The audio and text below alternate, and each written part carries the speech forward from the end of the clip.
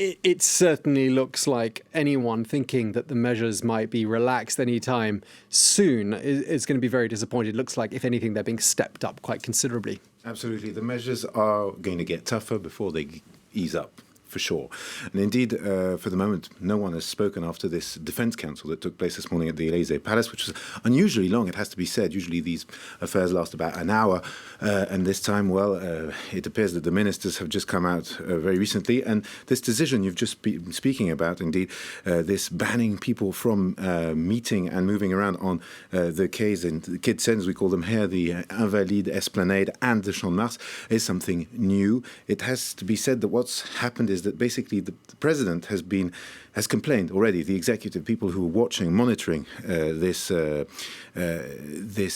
lockdown, are saying that people are not taking it seriously enough. So this is one measure, but across France there have been many more. Beaches have been closed along the Mediterranean Sea. They've been closed also along the Atlantic Ocean. A lot of places where people usually gather for a walk have been closed off. The parks and gardens in Paris have also been closed.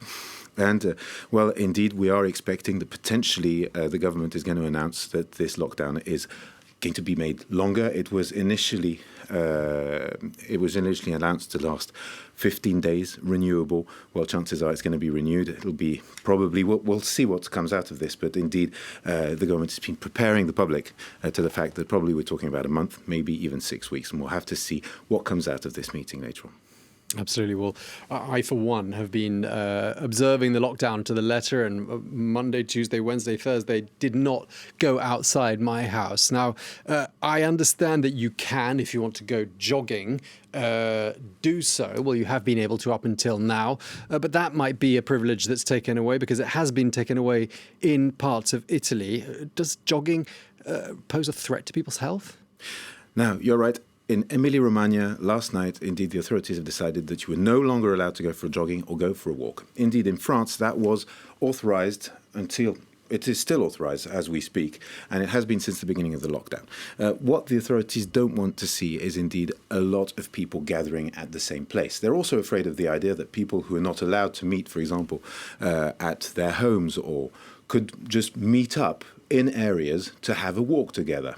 And if they are in too close quarters, because in that case, what the authorities don't want is to see people not respecting the security distance, the famous gestes barrières, as we call them here.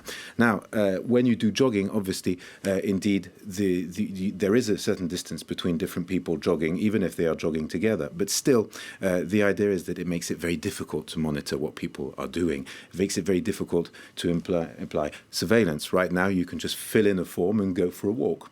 And of course, that means it's very tempting to go out, especially when the weather's good. But I'll give you another example. You know that, for example, here in France, it is banned now to go out cycling. I mean, cycling for the sake of cycling as a sport.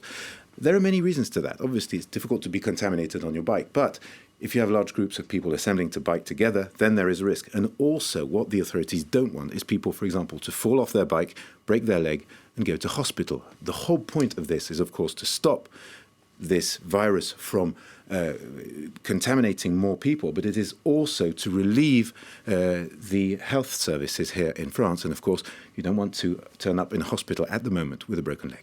Yeah, because of course the health system is continuing to cope with what it would ordinarily have, and this is just on top of the existing cases they're treating in the hospital and would ordinarily be treating ordinary emergencies. Now, one thing people can do to keep occupied is to sit in front of the television, lots of TV series to watch, a lot of good films out there. Our technology is pretty user-friendly these days, but it's testing the limits, isn't it, of the bandwidth of the telephone providers and also the internet providers. Can they cope?